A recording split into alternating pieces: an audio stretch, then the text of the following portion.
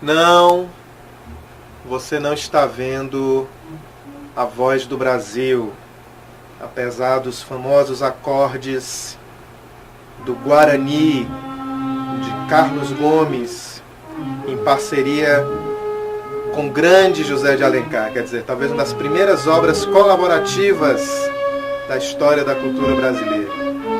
Mas você está vendo aqui imagens da Cidade dos Funcionários pela seguinte razão. A gente está colocando o Guarani pela seguinte razão. Vamos tentar entender um pouco que as questões humanas, essa coisa que se tornou tão frágil, tão vulnerável e tão descartável, que é a vida humana, que ela não pertence simplesmente a um problema individual.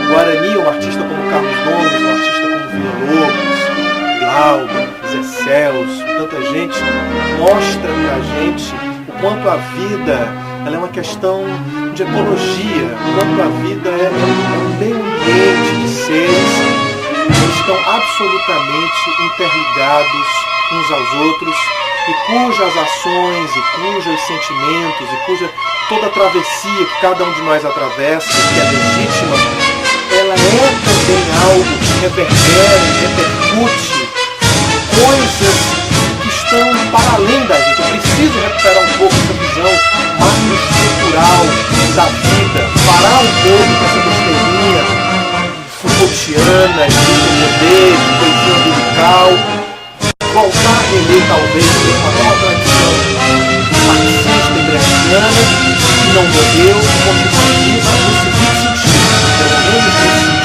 que a vida hoje está em toda parte, ela é uma coisa só e ela é regida por forças muito claras que nos atravessam. E essa é a finalidade dessa nossa história. Temos que perceber isso. Inclusive, citando aqui a nossa voz do Brasil, o nosso Carlos Gomes, lembrar de uma declaração que eu ouvi hoje da nossa presidente Dilma Rousseff, de que ela está desenvolvendo agora um programa que vai mandar 20 mil estudantes brasileiros para fora para estudar milhões de coisas. E ela citou as milhões de coisas que vão ser estudadas, engenharia, não sei o que, e nada, absolutamente nada na área das ciências humanas, na área da cultura, na área da sensibilidade. É todo um projeto de construção de um novo país, mandando os estudantes brasileiros para as universidades mundo afora, e uma absoluta falta de compreensão dessa ecologia humana, que a cultura lida tão bem, que a vida lida tão bem. Por isso que a gente escuta aqui nesses espectro embaçado da Cidade dos Funcionários, a gente escuta essa grandeza selvagem, tribal do nosso Carlos Gomes, para entender que antes de qualquer coisa está a vida. E é a vida que a gente está tentando tratar nesse nosso mire e veja. Aqui, novão, pode passar aqui pro tablet, né? Vamos tentar entender onde é que a gente está. É o nosso Mire e Veja, o nosso programa de estreia. Estamos aqui com um grupo de pessoas espertas. Eu sou o Thiago Arraes. Aqui você vê o Ícaro, que muito parceiramente nos trouxe aqui para sua produtora, um novão ali, ó, também na angústia de dar tudo certo, mas vai dar certo, novão, pode acreditar. Aqui no tablet, quem está segurando é o André Moura Lopes. Se mostra, André Moura Lopes, só um pouquinho, não quer mostrar não? Pelo menos uma parte de ti, assim, não? Não. Então tá. Deixa pra depois. E aqui, enfim, só para vocês terem uma noçãozinha, a gente está num pequeno estúdio, né? Essa coisa meio antiga da humanidade, que é um estúdio de televisão, já que hoje em dia você faz tudo de qualquer maneira, você não precisa estar no estúdio de televisão, mas aqui é um estúdio de televisão, uma bancada, etc e tal, né? Cadeirinhas onde são apresentados os programas de TV, mas nós não vamos apresentar na bancada nem na cadeirinha, aqui é um papo muito direto e muito claro. Nesse momento aqui com Júlio Lira, muito prazer, seja bem-vindo aqui na nossa conversa, Júlio. Eu convidei você e fico muito satisfeito que você esteja nessa edição de estreia desse Mira e Veja, porque a ideia é exatamente que esse aqui seja um espaço, um a mais entre essas muitas mídias que estão se colocando por aí, para que as pessoas possam dizer o que pensam, rabo solto, completamente solto. Então, o nosso convidado de hoje é este sociólogo, acima de tudo, grande homem da cultura de Fortaleza, um cara muito ligado nas mais diversas iniciativas culturais de Fortaleza. O que você pensar, se você recordar do projeto Percursos Urbanos, que você percorre a cidade, discutindo a cidade sensivelmente dentro de um ônibus, se você for pensar nesse projeto Ponto de Corte de cinema lá na Vila das Artes, se você for pensar no Narrativas em Volta do Fogo, você vai saber agora, caso você não saiba, que o Júlio é o criador, é o mentor dessas coisas todas. Quer dizer, um cara que pensa de uma forma, como ele diz, interdependente, mas também independente de instituições que tentam ditar de cima para baixo como é que deve ser feito política cultural no nosso estado. E o Júlio, ao contrário, é um desses caras que acredita que é preciso, antes de mais nada, que as mudanças culturais e de sensibilidade nesse estado partam da iniciativa pessoal, engajada e comprometida de cada indivíduo. Se eu estiver falando alguma besteira, você diga. Menos, né? Mas a vontade é grande de conversar. Pois é. E uma coisa que fez a gente lhe chamar de cara, todo mundo deve estar sabendo dessa questão, desse artigo do Júlio, escrito, acho que semana passada, foi publicado no jornal O Povo. Um artigo maravilhoso sobre o nosso Centro Cultural Dragão do Mar. Júlio, eu queria que você falasse um pouco disso, quer dizer, vamos pegar esses casos específicos, depois eu vou querer que você fale sobre várias coisas que você está envolvido, porque me interessa exatamente o depoimento de um cidadão de Fortaleza que resolve peitar essa história chamada Fortaleza, porque a maioria das pessoas de Fortaleza é mais cômodo deixar rolar e ver onde é que vai dar e deixa o rio escorrer.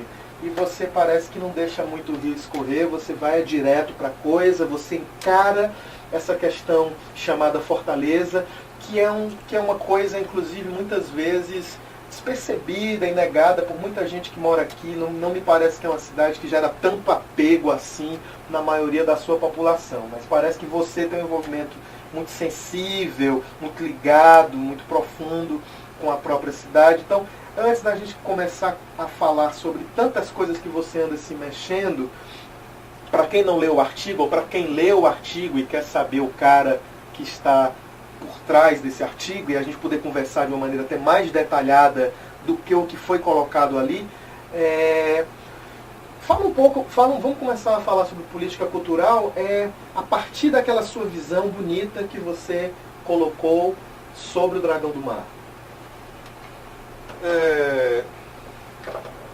Eu acho que ali o que aquele artigo estava colocando, né, basicamente, que eu acho que a gente não deveria correr para salvar o Dragão do Mar.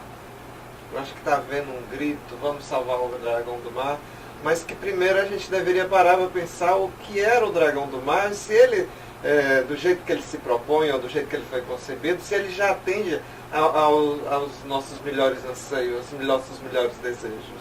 Claro, o Dragão do Mar ele responde a muita coisa, mas desde o início o Dragão do Mar ele já nasceu com problemas. Um dos problemas, o que é? Ele não está dentro de uma política cultural. Sim. Ele é um projeto que ele vem como uma grande pedra dentro da cidade, né? E que, como se estivesse em cima de uma folha de papel, faz tudo afundar junto com ele, atrai tudo para ele. Ele tem uma força de gravidade muito grande que, se não estiver equilibrado com outros pontos, com outras forças de apoio, ele simplesmente traga tudo para ele. Então, se a gente pensa num sistema de saúde, a gente imagina logo que é necessário, ao lado do hospital, é necessário posto de saúde, é necessário outras unidades de atendimento de diversos tamanhos. Sim. Então não tem sentido a gente ter um grande espaço cultural e você ter na cidade uma biblioteca... Sim. Um deserto, não é? Você tem uma biblioteca central, estadual. Uhum. Onde é que estão... Você vai para uma cidade que nem está tão estruturada assim como São Paulo, mas cada, vamos chamar, regional da cidade tem uma boa biblioteca infanto-juvenil. Uhum. Então, onde é que estão as casas de cultura de Fortaleza? Então, no momento que o Dragão surge, ele surge como essa grande obra, que tem algumas propostas interessantes, mas que necessariamente não estavam vinculadas a um urbanismo. Por exemplo, o Instituto Dragão do Mar, formação, é elogiável e tudo, mas primeiro ele poderia ter sido feito com mais seriedade, a ponto de permitir que as pessoas que passaram por lá fossem certificadas. Então você faz um curso com grande investimento e as pessoas depois não recebem sequer um certificado que possa dar uma mobilidade a essas pessoas. Isso é um problema. E ao mesmo tempo, esse instituto, como é que ele se relaciona com o bairro, com a vida cultural da cidade? Então ele, quando nasce, ele vai nascer cheio de problemas técnicos, estruturais, arquitetônicos, porque não houve diálogo com o curador para poder conversar sobre o museu, com o pessoal da dança, para poder falar sobre a sala da dança. A sala da dança acabou deixando de existir. Uhum. Então, uma série de questões, desde o início, que refletem uma falta de diálogo. Uhum. É como se uma certa truculência, né? De certa forma. Uma certa truculência e uma certa, vamos dizer, arrogância, é uma genialidade, assim, né? Que a pessoa é capaz de dar... Não interessa a classe cultural da cidade, vamos botar do jeito que eu pensei. Né? E que tudo vai sair bem feito porque a pessoa sabe fazer tudo bem feito. Uhum. E na prática a gente logo comprova que não é verdade. Sim. As falhas começam a aparecer e as soluções ficam sendo emergenciais, né? Resolve ali, resolve acolá. Mas quando você pensa, você falando disso, né? De que talvez o problema já seja de raiz, quer dizer, de cara pensar a cultura de uma maneira centralizada, como o próprio nome do Centro Dragão do Mar já ostenta, já seria talvez um equívoco estratégico. Mas além disso, hoje, analisando essa crise pela qual passa aquele equipamento hoje, por você aquilo acaba e se pensa em coisa melhor? Ou você acha que aquilo deve ser, digamos assim, recuperado? Como é que você acha isso aí? Não, claro, tem que ser recuperado. É um espaço. Eu não faço a crítica ao lugar central, eu faço a crítica ao lugar central desacompanhado de lugares menores. De uma rede, né? De uma rede, de nanos espaços também. Então, nesse artigo que você se referia, eu colocava que o espaço do cinema, por exemplo, ele poderia ser ocupado pelos artistas, pelos ativistas culturais que estão trabalhando com videoclubes, que estão trabalhando com cineclubes, por exemplo.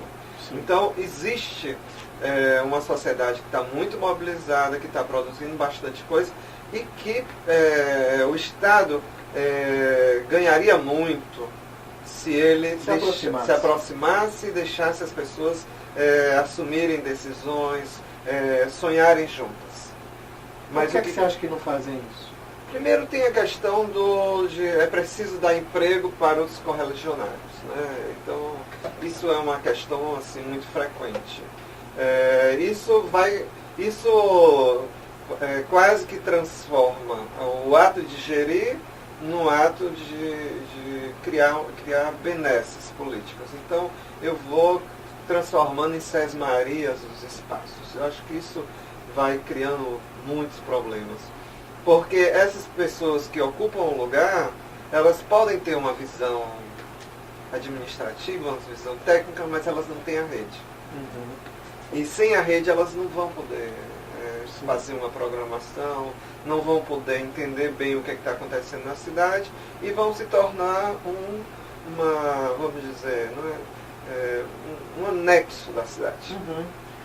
E também uma visão cultural, né, Júlia? Assim, quer dizer, o sujeito tem uma visão, na melhor das hipóteses, tecnicista, mas talvez eu acho que você concorde com isso, que a classe cultural hoje do Estado, ela está mais madura, ela hoje já é mais preparada, ela talvez hoje domine mais os mecanismos de produção e enfim, gestão cultural, etc. e tal. E, no entanto, até que ponto será que esses organismos culturais do Estado já percebeu essa classe cultural melhor preparada e até que ponto ela ainda trata essa classe cultural como empregadinha?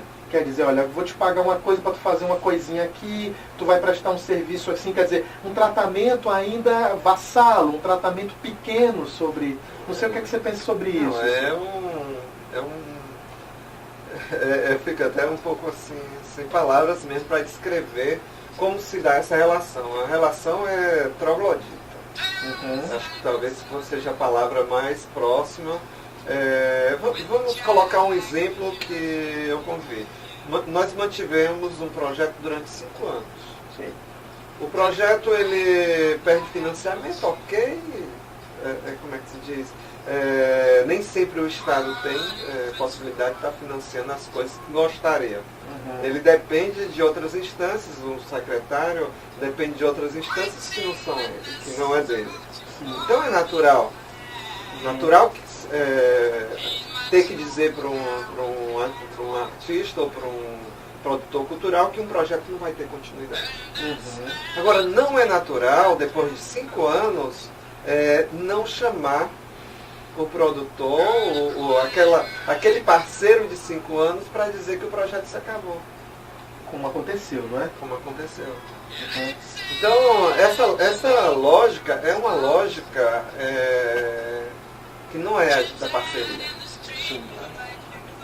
É uma outra lógica, e que é uma lógica de, autoritária, é uma lógica de que quem tem o recurso fala e quem não tem obedece, e que vai instrumentalizar o que está ali na sua mão, não em benefício da cultura e não em benefício de um diálogo social, mas em benefício de uma perpetuação daquela situação, ou pessoal, ou política partidária. Então, você acha que essencialmente, pegando esse exemplo do Dragão do Mar, mas já estendendo para uma questão de política cultural como um todo, do nosso governo do Estado, por exemplo, que a grande percepção aí é a falta de diálogo mesmo, quer dizer, ou seja,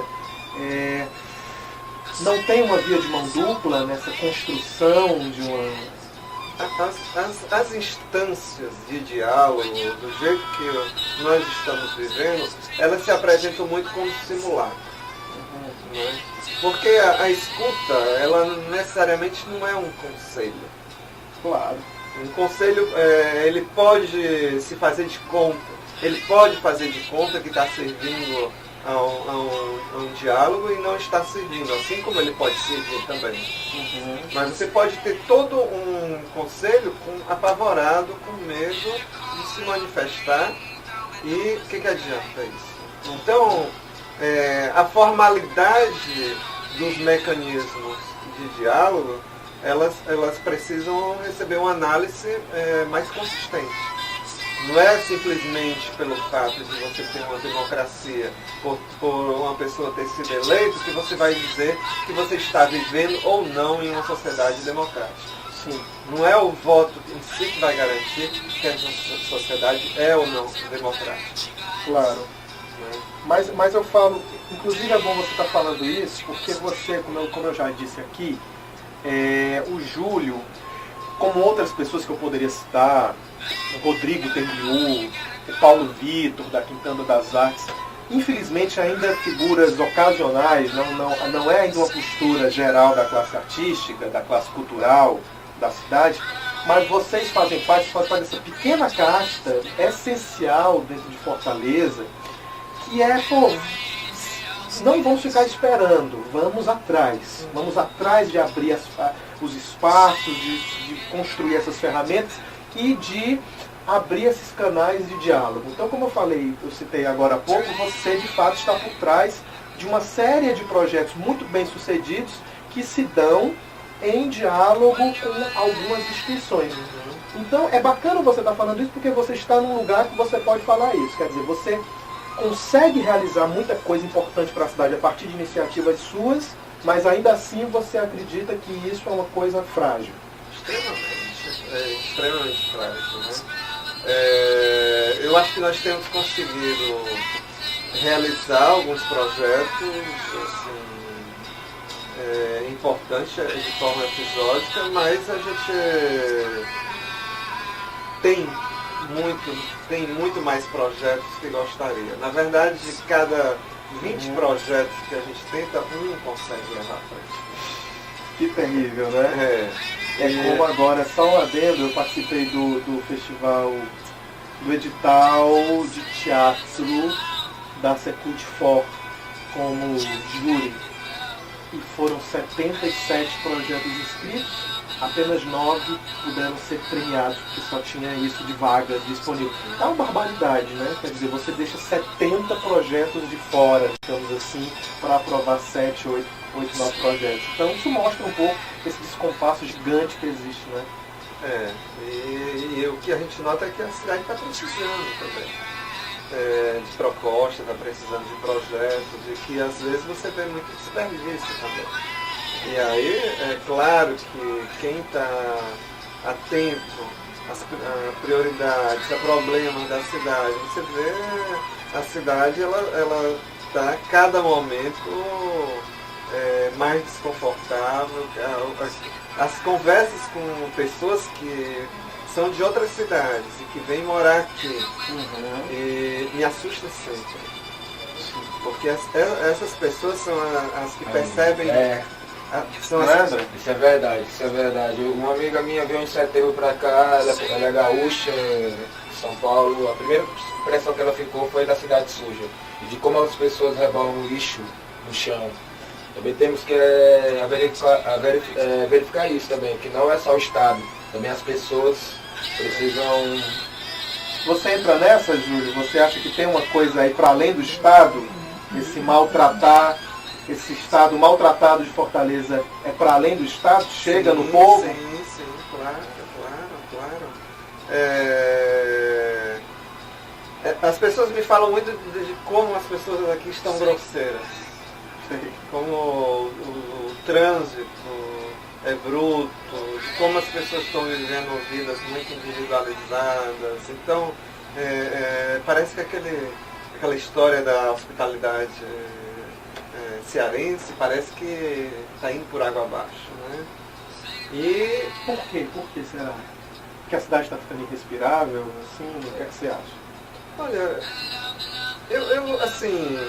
eu acho que eu não saberia dizer a resposta, mas eu diria algumas coisas que eu fico atento, né? Por exemplo, os meus pais me falavam que as pessoas era normal todo mundo varrer a frente da sua casa.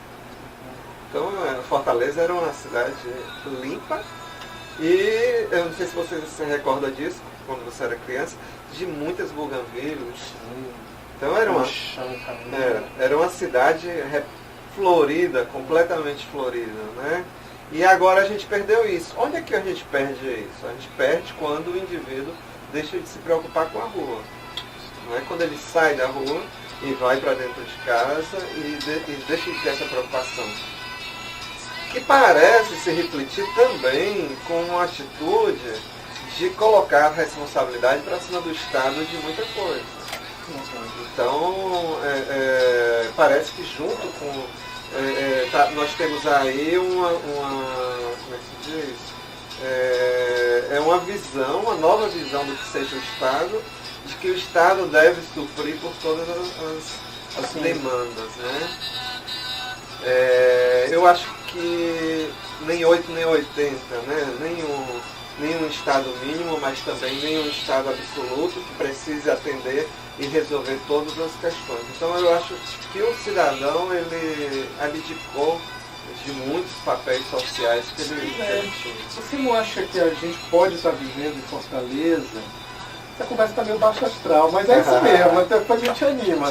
Mas assim, a gente está vivendo em Fortaleza uma crise enquanto cidade.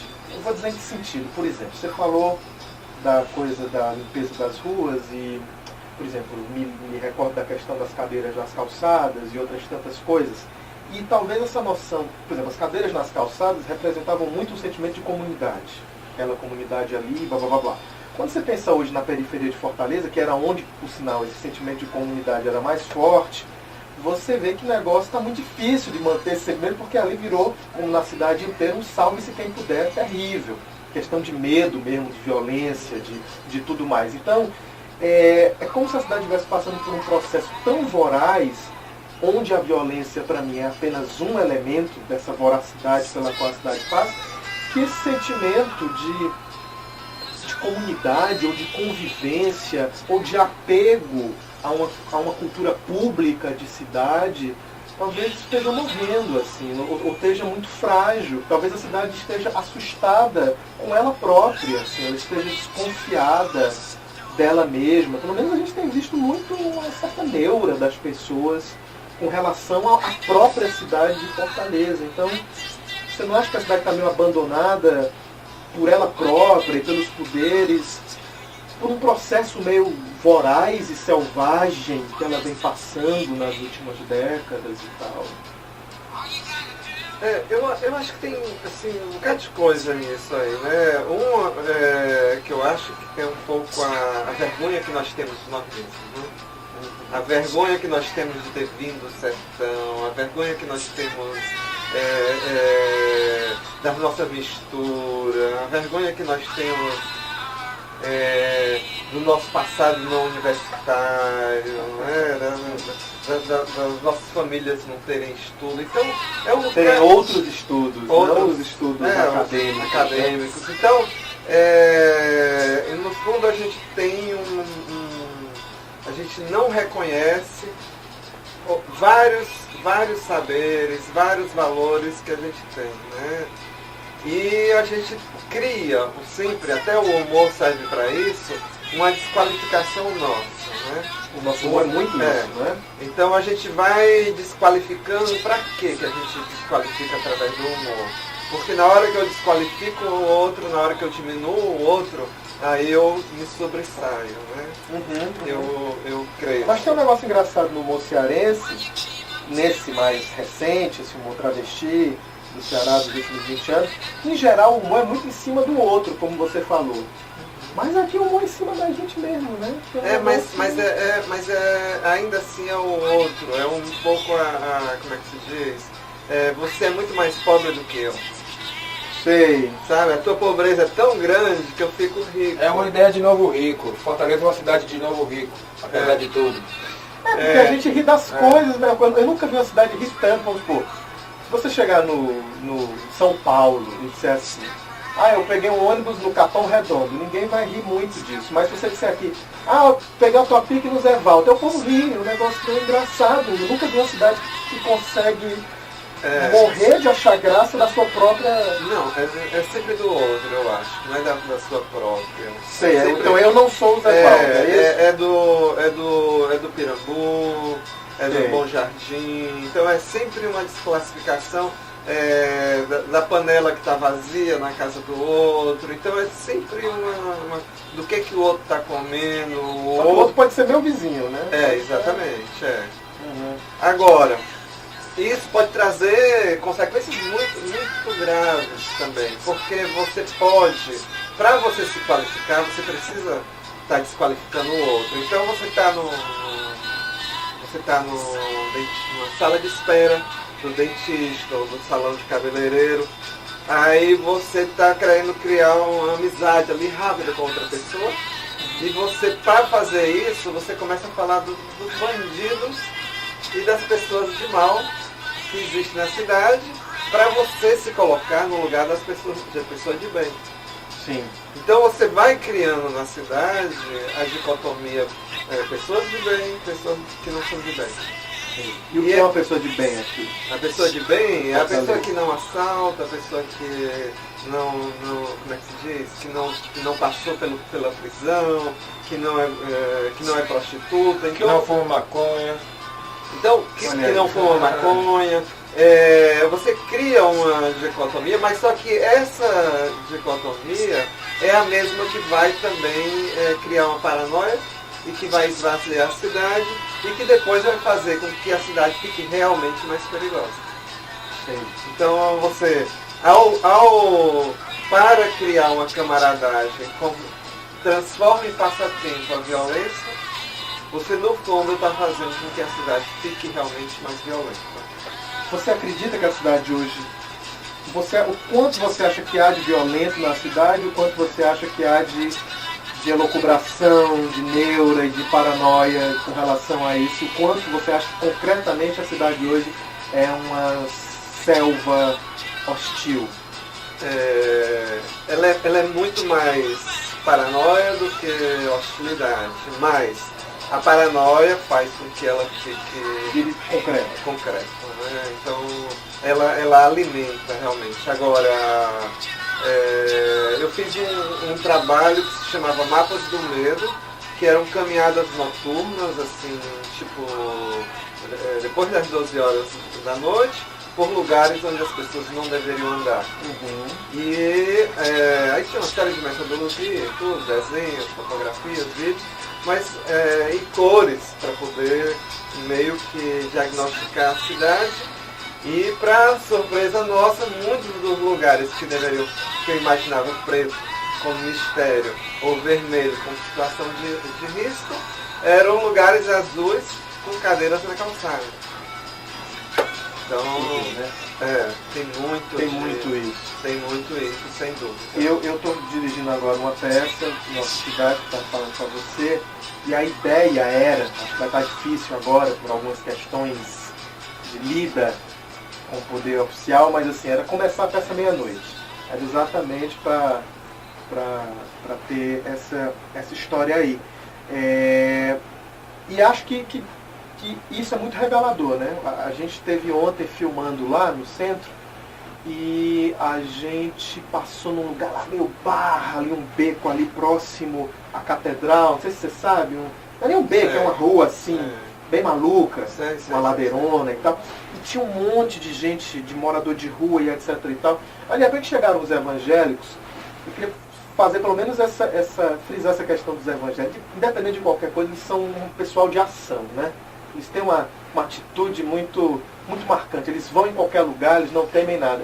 E eles chegaram lá nesse lugar e sem qualquer receio, sem qualquer temor, reuniu aquela galera que estava ali escondida nas sombras e trouxe todas aquelas pessoas sem nenhum constrangimento, com um violãozinho aqui na mão, e começaram lá a pregar a palavra de Deus, enfim, o que eles acreditam e tal.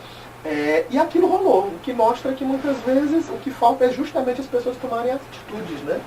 Sim. O projeto Percursos Urbanos, né, que é desenvolvido em parceria com o Centro Cultural do Banco Nordeste, nós já realizamos cerca de 400 roteiros pela cidade e nós já andamos em favelas, praticamente todos os bairros de Fortaleza nós já fomos e nunca aconteceu nada. Eu já fui pro Lagamar. Foi no Lagamar. O tema era futebol suburbano até. Futebol suburbano. Foi tranquilíssimo. As pessoas recepcionaram a gente com muito boa vontade, assim, sem nenhum tipo de problema, nenhum problema.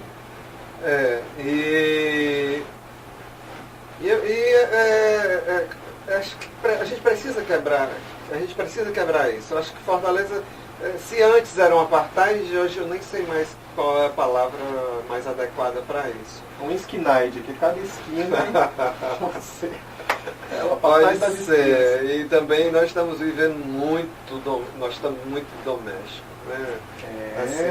Até meio paulistas, no certo sentido, assim, de cultura de interior, assim, de estar enfiado dentro de algum lugar, né? Não estar na rua, na praça, nas calçadas. E corredores, né, muito estreitos também, é um padrão de vida muito robotizado, né? Assim, praticamente a pessoa passa 300 dias do ano com roteiros idênticos. Idênticos. Mesmos corredores de trânsito, mesmos espaços. Que coisa, né? E o mesmo sol. Você já foi a Miami? Não. Eu também nunca fui, mas mesmo assim eu me atrevo a lhe perguntar se estamos virando uma Miami, se você acha que a cidade está caminhando para esse modelo de uma cidade artificial. Olha, eu acho que existe uma intenção política, né? Quando você tem um beach park, quando você, ao lado do beach park, você pretende atrair um aquário, gastar um investimento muito grande num outro parque temático, e ao mesmo tempo você faz incentivos, acenos para o Maurício de Souza também trazer o Parque da Mônica? Trazer um Parque da Mônica para cá. Como somos acolhedores, ao contrário do que você disse, né? Exatamente.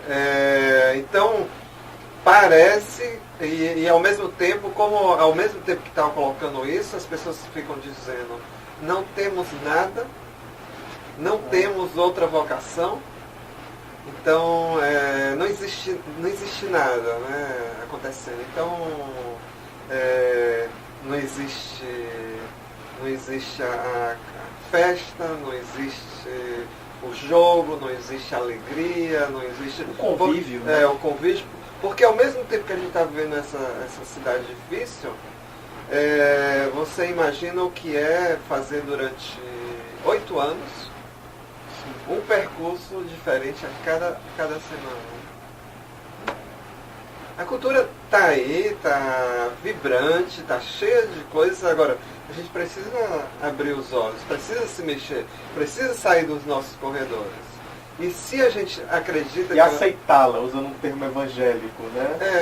Aceitá-la, no sentido, vamos lá, vamos aceitar a cultura que essa cidade tem. Eu não sei, talvez, vamos dizer, precisa ter a predisposição para ir até ela, porque depois é mais do que aceitar. É irresistível.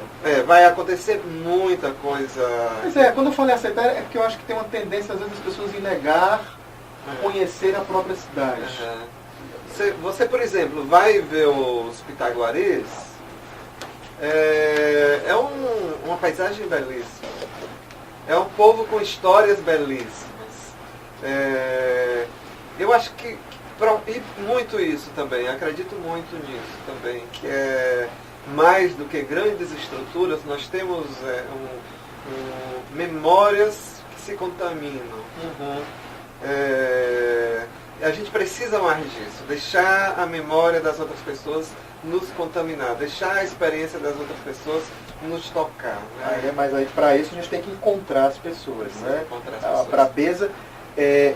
Porque se a gente for pensar, precisa uma sensibilidade em Fortaleza gigantesca, né? Quer dizer, eu estou até com o meu de turista aqui para combinar aí com a coisa do aquário, essa dicotomia, mas assim, porque se você for pensar, por exemplo, você tem hoje nessa atual gestão do governo do estado um pensamento infraestrutural da cidade, na minha cabeça, absolutamente insensível. Então você vai ter o maior centro de convenções da América Latina, pá.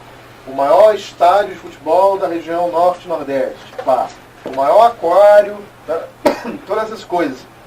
Troços imensos e monumentais e perigosos, porque eu acho que a última geração que fez isso foi a ditadura militar, ter esse fetiche pelas obras, ou Maluf em São Paulo, que já é um filhote da ditadura militar. E você recuperar esse sentimento de absurdo, faraônico, insensível de grandeza. E não perceber, por exemplo, que poderíamos ter um urbanismo mais humano, engenheiros urbanos mais humanos. Fortaleza é um templo da construção civil, né? Quer dizer, aqui os construtores civis mandam e desmandam. Mas é um pessoal absolutamente insensível. Quer dizer, justamente porque falta diálogo. Quer dizer, você tem uma classe política que acha que governar é de cima para baixo. Não ouvir, ó. é não ouvir os sons da cidade, é não ouvir, é não olhar, é não trocar, é ter um complexo com a própria cidade e é isso. Eu acho que teria que ser uma revolução muito grande a passar pelos profissionais que constroem a infraestrutura dessa cidade de uma maneira mais sensível, mas talvez isso seja meio utópico esperar isso, né? Não sei. Olha, tem gente que acha que está havendo um divórcio, né, entre democracia, né, e, vamos dizer, e o liberalismo, né, assim, que o desenvolvimento está havendo. Então o modelo que a gente teria pela frente agora seria um modelo chinês. Ave Maria. Seria esse que a gente teria pela frente. Então, nesse modelo, o importante é a produção rápida das coisas. Agora, esse modelo não funciona. Nós tivemos o exemplo do que o Cid construiu em Sobral. Ele construiu, por exemplo, o Museu MAD lá em Sobral. O Museu MAD. Ah, sim. O Museu MAD, ele fica dentro do rio, praticamente na margem do rio, e os argumentos técnicos eram de que ele não deveria ser construído, e foi, não tinha vidraças, as vidraças não tinham filtro, estorricou todas as obras, com sol, Sobral, e quando o rio encheu pela primeira vez, alagou tudo. Faz 3 anos que ele não funciona e parece que agora criaram umas comportas para quando o rio encher, tiver possibilidade de encher, tira as obras, aí enche o prédio e depois... Então, é esse nível de arranjo, de conserto das coisas que a gente tem. Então, não acredito nem pelo tamanho e nem pela qualidade dessas obras. Né? Então deixa eu te perguntar uma coisa. Novão, abre duplo, por favor, Novão. Então, a gente está aqui nessa suposta dicotomia, que depois até eu quero que você comente. Você está no Poço da Draga, né, num dia de enchente. Quero dizer que o Poço da Draga é um lugar que eu conheço gente maravilhosa a partir do Marquinhos Rudolph, que é um dos maiores DJs do Ceará, mas aí está o Poço da Draga profundamente alagado. E ali pertíssimo do nosso Poço da Draga é o projeto de construção do monumental aquário do Ceará. O Ciro Gomes, irmão do Cid, disse que quem não consegue compreender o aquário é porque pensa pequeno. Ele deu essa declaração.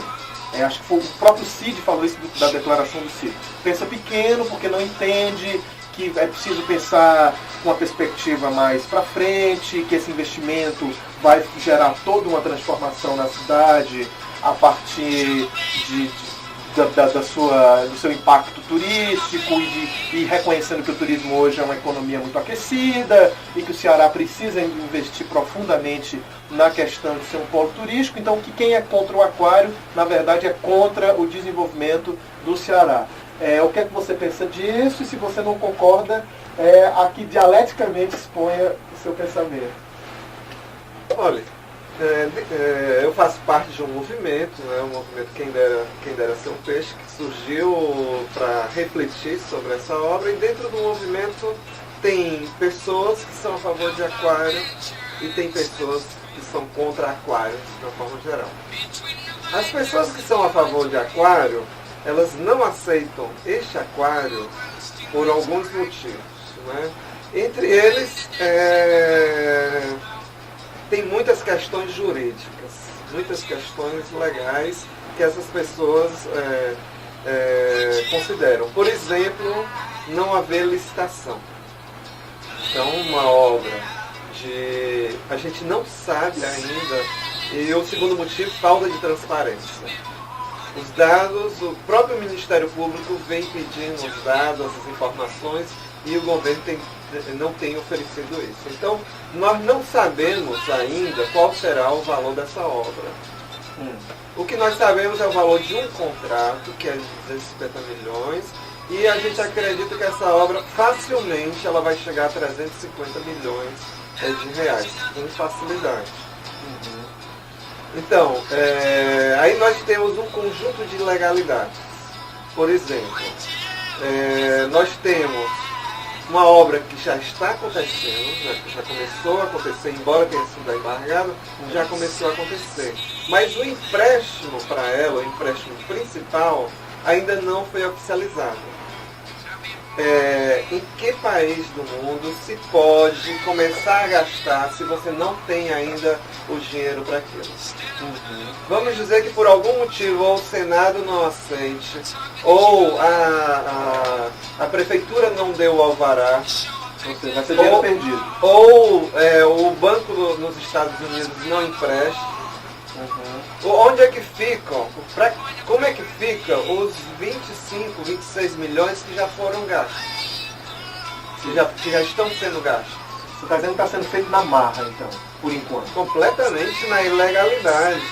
Na ilegalidade. Mas você não tem o dinheiro, você não tem o dinheiro no bolso e você está gastando. Aliás, o Estado não tem esse dinheiro e o Estado está gastando esse dinheiro.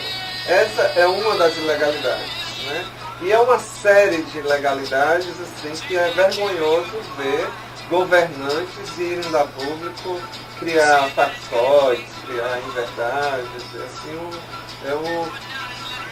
Esse seria assim, vamos dizer, um motivo mais básico, um motivo mais direto, mas eu colocaria mais do que isso, porque ser contra o aquário é pelo modelo de desenvolvimento que ele coloca.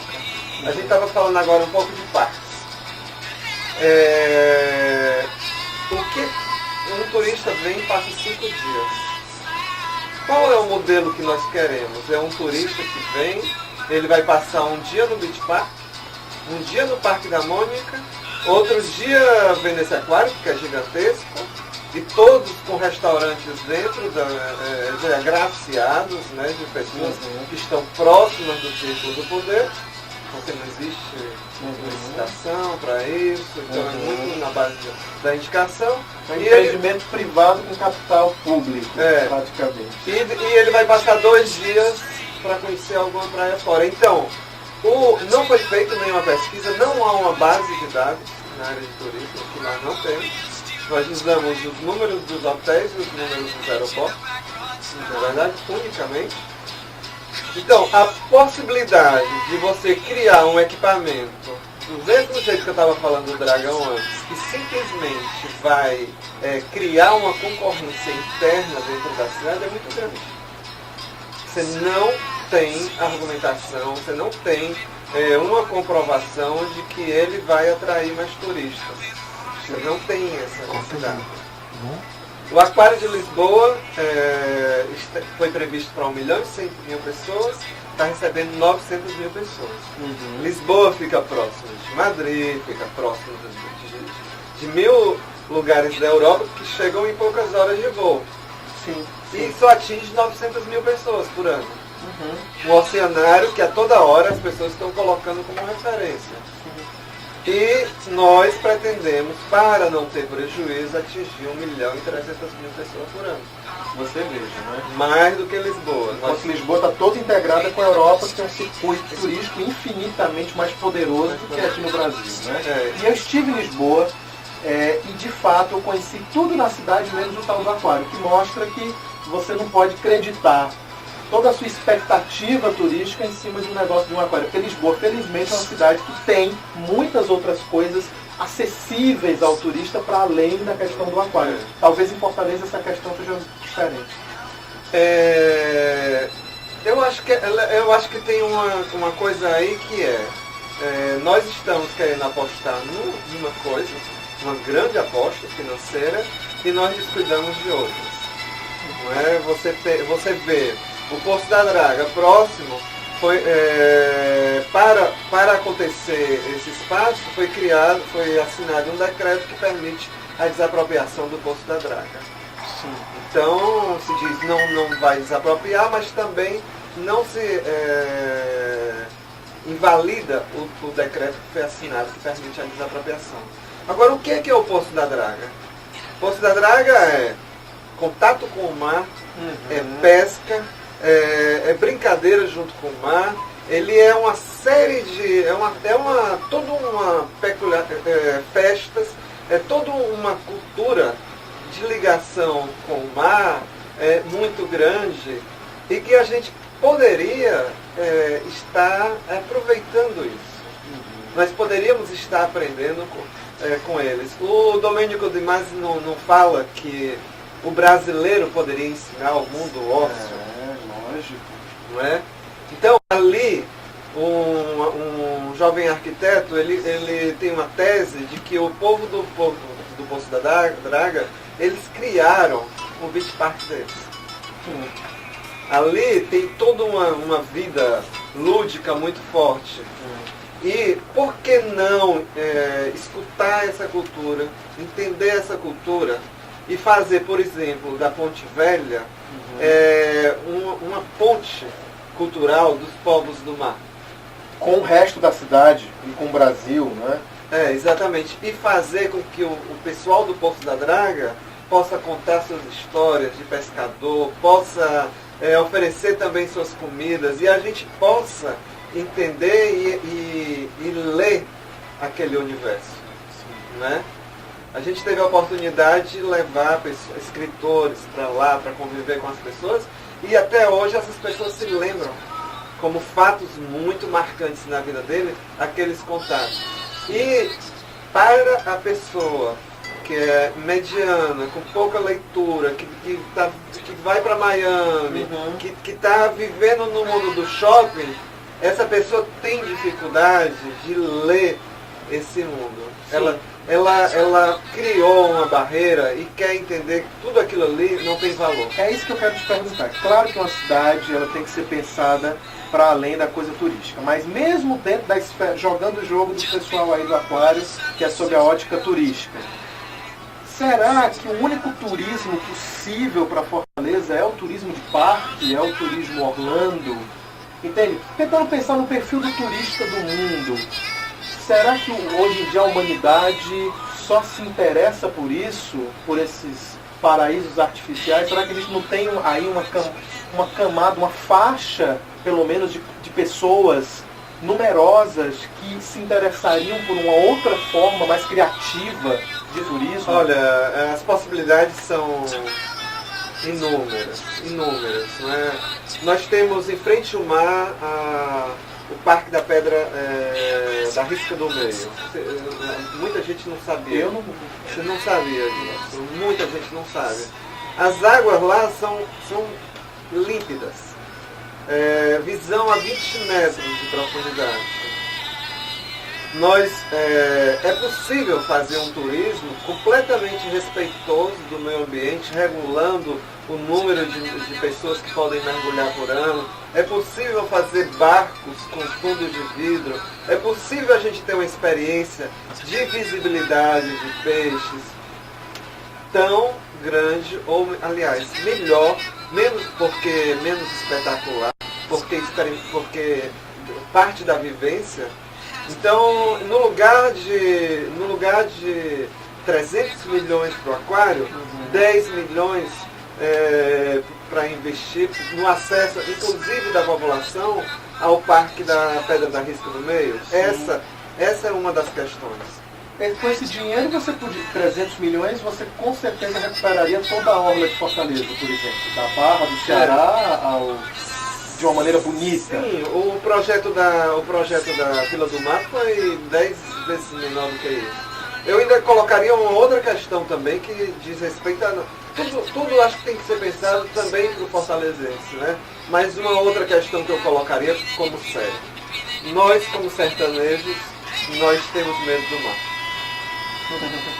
Desculpa, assim, um pouco voltando assim, ao aquário, também eu acho que está em jogo também a questão do animal. Por exemplo, de um animal preso num aquário e tirar ele do habitat. Sim. Não vamos perder também essa consciência, além dessa consciência humana que a gente tem que ter, essa consciência global de como... Uma coisa meio perversa, não é? Com certeza. Esse era o segundo grupo de pessoas que eu tinha falado. O primeiro seriam essas pessoas que eram contra, e tem pessoas que são absolutamente contra qualquer aquário. eu me posiciono nesse meio, principalmente por causa dos cetáceos, né? Eu acho que uma coisa é um peixe, tem um amigo meu que diz que peixe é vegetal. Parece uma gramazinha flutuando. Não, é um exagero. É um exagero, mas ele querem dizer que não tem tanta sensibilidade. Mas é muito diferente o cetáceo. Golfinho, baleia, são seres, e a ciência já comprovou que eles têm nomes, né? Quando eles cantam e chamam lá no canto deles, fulano. Então é um grau de inteligência e de vida emocional muito evoluído, e que a gente não pode supor que um ser que por dia, como é que se diz, nada 50 quilômetros, vá para uma banheira de 50 metros e ache que 50 metros é muita coisa. Isso é absurdo. Mas retomando o que eu estava falando, sim, é o lado da gente não ter vida náutica. Sim. Não é? Então a gente praticamente... A exceção dos nossos jangadeiros maravilhosos. E dos surfistas. Né? E os surfistas. Mas a gente teria muito que aprender com os jangadeiros e muito que aprender com os surfistas. Agora, isso também é papel do Estado. Então, em Rosário, na Argentina, tinha o mesmo problema da população não chegar até o rio, e a cidade ser construída de costa para o rio também. E uma das coisas que eles fizeram, além de ocupar os armazéns com espaços para bienais, para espaços de arte e tudo, foi criar guarderias para caiaques e pranchas de windsurf. Então, a população que mora mais distante paga R$30 por mês para ter o seu caiaque guardado ali. Sim. Então, na verdade, agora são dezenas de guarderias que existem ao longo do rio e que contam aproximadamente, assim, 10 mil caiaques que estão à beira do rio, e a população navega sempre. Então tem toda uma questão do uso do mar que ele não foi apropriado. Né? Então essa é uma... E com isso nós traríamos um turista mais específico. Sim. Ele é apresentador de televisão, o Hulk. Sim. Ele esteve no Cumbuco para um campeonato de surf, alguma coisa assim, e depois de lá saiu tweetando: governador, melhore a estrutura. Como é que pode o melhor lugar do mundo para kite surf não ter estrutura nenhuma? E a ironia, o Cumbuco ainda é considerado bonzinho para os padrões de... Ainda é um lugar que tem muito gringo, ainda é um lugar razoável, mas mesmo assim, quando você vai comparar, você vê que é um lugar ainda muito mal estruturado, né? Que dirá os outros lugares, não é?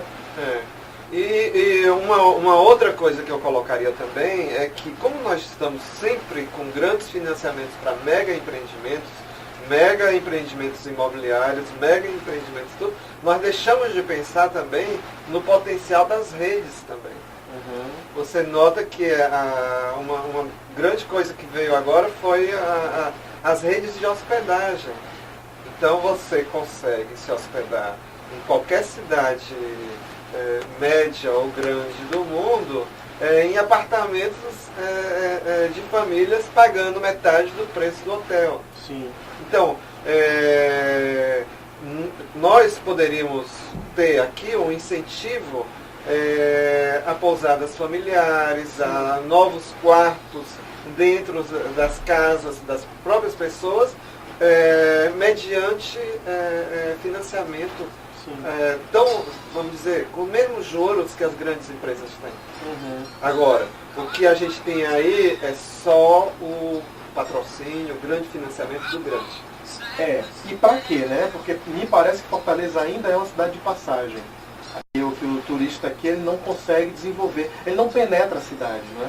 Ele não tem uma relação, nunca vi isso, quer dizer, qualquer outro lugar que você vai, Recife, Rio de Janeiro, qualquer lugar, São Paulo, se envolve com a cidade. O turista que vem para cá tem envolvimento praticamente zero com Fortaleza. Eu já trabalhei com videoturismo de 2000 a 2002, era só aquilo, os pacotes, você ia vai para Morro Branco, vai para Vila Quebrada, vai para Lagoinha, vai para o Cumbuco, aí volta para Fortaleza à noite, Aí à noite vai para os setores, o Pirata, a churrascaria tal. Aí o guia, o agente, toda a agência já está tudo traçado e planejado para ele.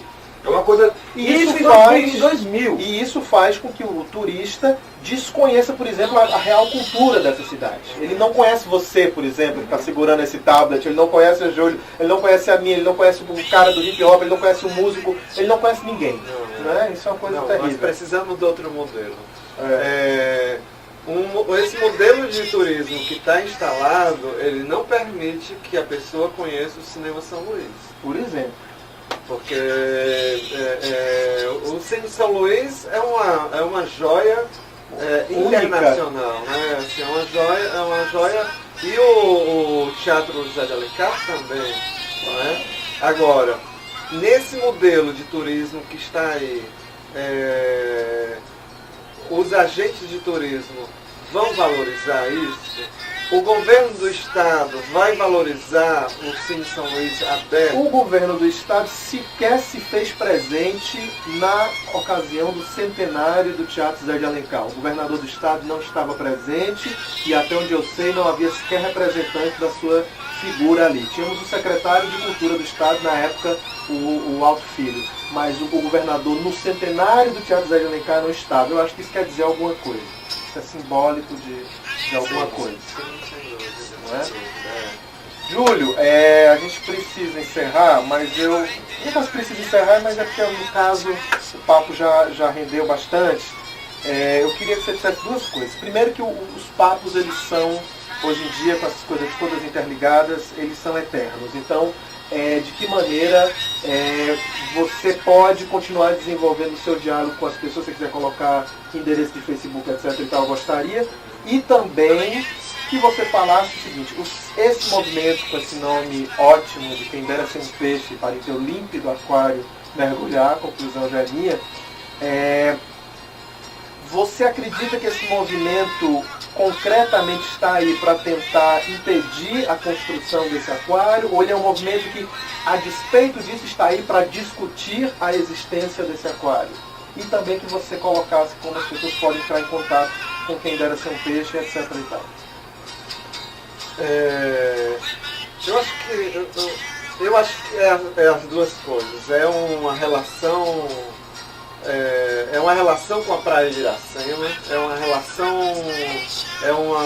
vamos dizer, uma ojeriza ao projeto também, é uma descrença nesse projeto, mas ele também é uma tentativa de tomar as rédeas da cidade, de aspectos da vida da cidade, né?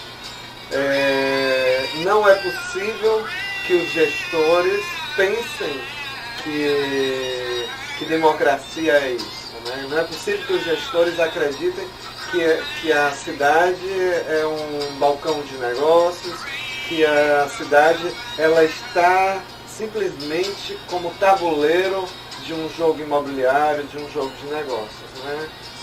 A cidade, todas as pessoas que estão nesse movimento praticam muito a cidade, elas vivem muito a cidade, então eu acho que nós acabamos não criando nada novo, já eram pessoas que já interagiam muito com a cidade, então eu acho que essas pessoas vão continuar interagindo. Se vai ser na forma do grupo ainda, ou se vai se esse grupo se acaba e as pessoas vão continuar interagindo por outros formatos, eu não sei. Mas a sede dessas pessoas de participar, de interagir umas com as outras e fazer política é muito grande. Então não vai ser assim. E você quer chamar mais pessoas para essa onda? Sim, sem dúvida. Olha para o tablet e chame as pessoas, Júlio, para essa história. Olha, gente, seria muito legal que vocês estivessem mais próximos com a gente, que a gente pudesse demonstrar o sentimento que a gente tem pela cidade, essa relação de amor e ódio que a gente tem por Fortaleza, e que a gente pudesse mudar um pouco a regra do jogo, né? E a regra do jogo, ela diz respeito a questionar, se capacitar mais, a reconquistar a voz, a superar o medo. Então, quem quiser se aproximar do movimento Quem Dera Ser um Peixe, nós temos um perfil lá que se chama Peixuxa, Peixuxa Aquário, com C, e através desse perfil você pode encontrar também a nossa página, que se chama Quem Dera Ser um Peixe. Seria muito legal que vocês se aproximassem, porque a gente tem muita coisa para fazer. E para se divertir também. Valeu! Vamos terminar para cima, otimistas, que é possível habitar essa cidade. Valeu, Júlio. Obrigadíssimo, querido. Valeu. Ao som de Van Morrison, Astral Week. Pode aumentar. Tá no máximo. Valeu, valeu, Novão. Obrigado, gente. Falou.